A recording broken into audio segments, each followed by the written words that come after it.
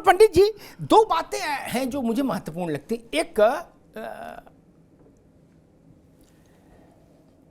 उत्तर प्रदेश ने न्यायिक कर्मचारियों के लिए क्या पुरानी पेंशन बहाली का आदेश अभी 15 दिन पहले निकाला है। इनको वो विजय बंधु को उसका डेट भी याद होगी, मुझे डेट नहीं याद, ठीक।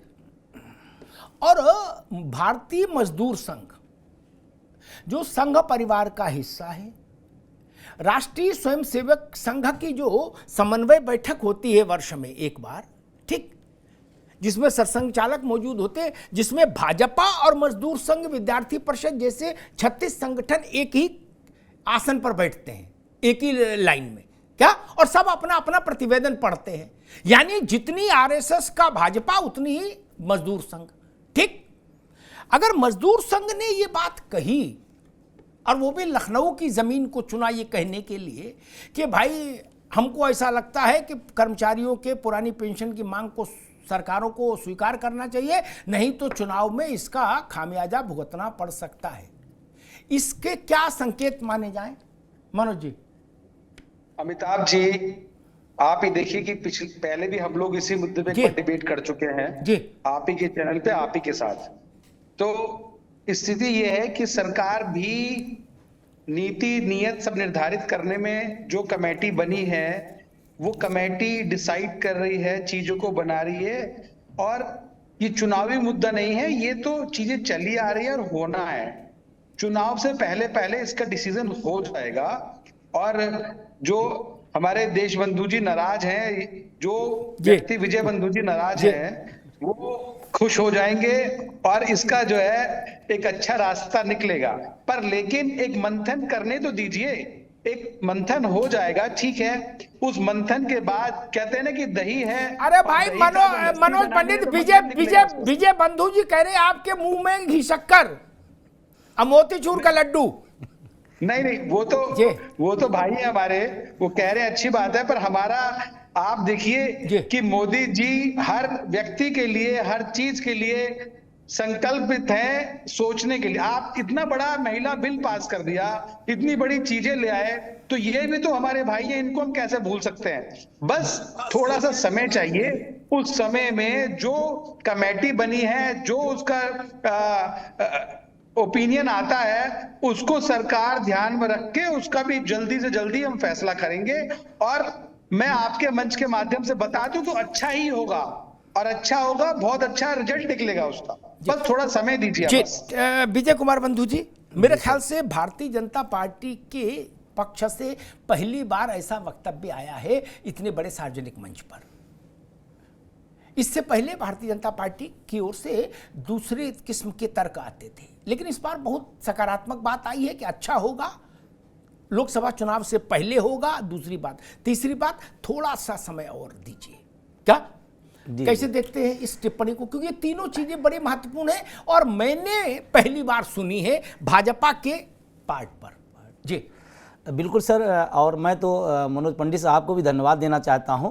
और हम सरकार के अंग होते हैं, आँख नाक कान होते हैं, और हमारे बारे में सत्ता पक्ष से आपके सत्ता पक्ष के प्रवक्ता ने अगर ये बात कही है तो मैं उनका उस बयान का मैं स्वागत करता हूं, और उम्मीद करता हूं कि प्रधानमंत्री जी ने बहुत बड़े बड़े निर्णय लिए हैं इस देश के लिए। हम चाहते हैं कि इस देश का जो शिक्षक कर्मचारी है, चाहे अर्धसैनिक बल हो, लेखपाल हो, सफाई कर्मचारी हो, उसके बुढ़ापे का जो सहारा पुरानी पेंशन, उसके पक्ष में फैसला आए। हम सब बिल्कुल आशान्वित हैं और उम्मीद भी करते हैं कि फैसला हमारे पक्ष में आएगा। और 24 के लोकसभा चुनाव के पहले अगर ये फैसला आ जाता है तो निश्चित रूप से इस मुद्दे के लिए भी और वर्तमान में जो सरकार है उसके लिए एक बड़ा निर्णायक होगा। और रही बात कमेटी की, तो थोड़ा सा मैं कमेटी पर, क्योंकि चर्चा हुई कमेटी की, तो कमेटी बनी है, हम उसका स्वागत तो कर सकते हैं, लेकिन कमेटी का जो विषय वस्तु उस पर जरूर मैं ये बात कहना चाहता हूँ। जो कमेटी बनाई गई है माननीय वित्त मंत्री जी के नेतृत्व में, वो एनपीएस में सुधार के लिए बनाई गई है।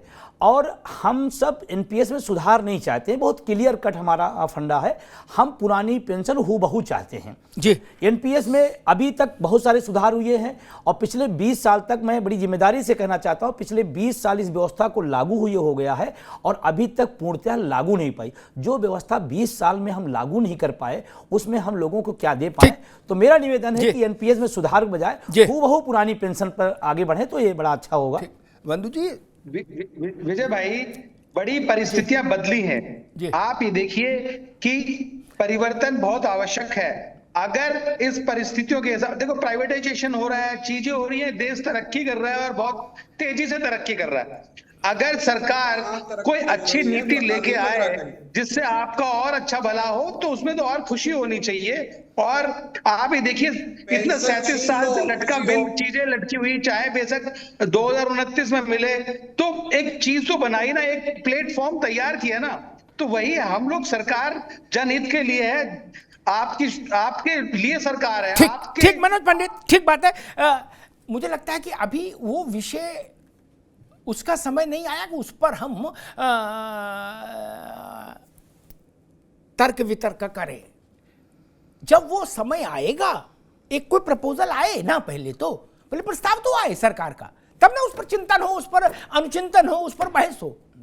अभी मुझे लगता है कि अगर सरकारी पक्ष से, पार्टी से कहा जा रहा है कि हम अच्छा सोच रहे हैं, तो उस बात को गौर करना चाहिए उस पर, ठीक है ना। जब प्रस्ताव आएगा कमेटी का तो फिर देश के सामने आएगा ना जी, तो देश उस पर निर्णय करेगा, कर्मचारी निर्णय करेंगे। मनीष गुप्ता जी, मुझे आर्थिक तौर पर समझाइए, सारे अर्थशास्त्री, सारे विद्वान, कोई ये कहने का हिम्मत नहीं जुटाता है कि भाई ये सांसदों की, विधायकों की बंद कर दो पेंशन।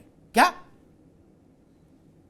ये तो देश सेवा के लिए निकले, जनसेवा के लिए निकले, क्या नींबू पानी पी के?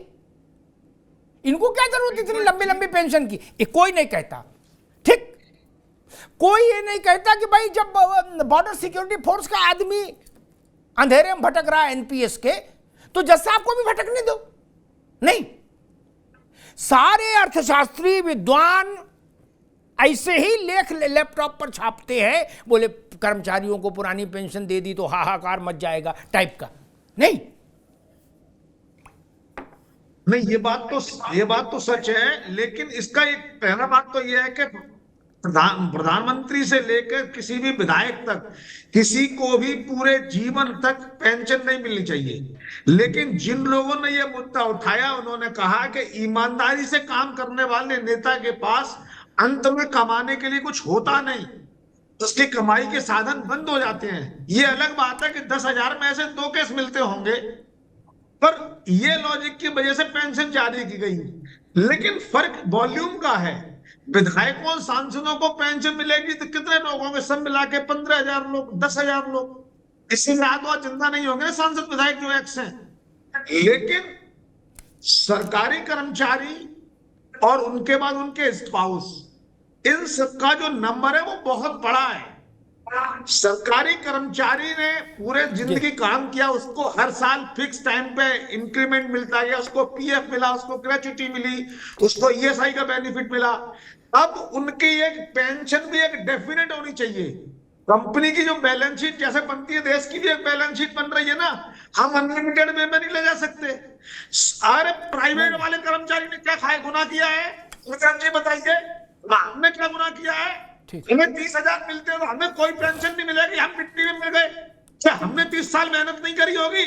जब हम रिटायर होंगे तो हमारे बुढ़ापे का क्या होगा? हम क्या आसमान से कूदे हैं? ये हम चूंकि हमें रिजर्वेशन से नौकरी नहीं मिली तो हमें नौकरी नहीं मिली तो हमें पेंशन भी नहीं मिलेगी। हमारा भी तो कुछ सोचिए ना। आज भाजपा की मजबूरी हो गई। ठीक, मनीष जी रुकना होगा। मैं कहूंगा मनीष गुप्ता से, रुक जा भाई, रुको। मैं मनीष गुप्ता से कहूंगा, एक आंदोलन आप भी चलाओ। क्या प्राइवेट को आरक्षण दो, मोदी जी आरक्षण दो, लगाओ, क्या दिक्कत है? मोदी जी पेंशन दो, एक बवाल आप भी शुरू कर दो। अरे हिम्मत तो करो, संघर्ष तो करो सड़क पर आकर, कि टीवी पर बैठे बैठे लड्डू खाओगे? करो संघर्ष, 10-20 साल लगाओ, 1,00,000, 2,00,000, 50 लाख आदमी इकट्ठा करो। और सरकार से तो सरकारी आदमी ही की मांग होगी ना। देश में तो 150 करोड़ आदमी है। हर आदमी तो जाके डीएम को नहीं पकड़ लेगा कि भाई डीएम साहब हमारे पास एक स्कूटर तक नहीं है और तुम यहां डीएम बने बैठे हो, मैंने क्या गुनाह किया है, लाओ एक स्कूटर। ऐसा तो नहीं हो सकता ना। बोले रामलाल के पास कार है, मेरे पास स्कूटर भी नहीं है, बुलाओ डीएम को। ऐसा नहीं हो सकता मित्र। जो आप कह रहे हो ये तर्क बड़ा वेग है, इसमें दम नहीं।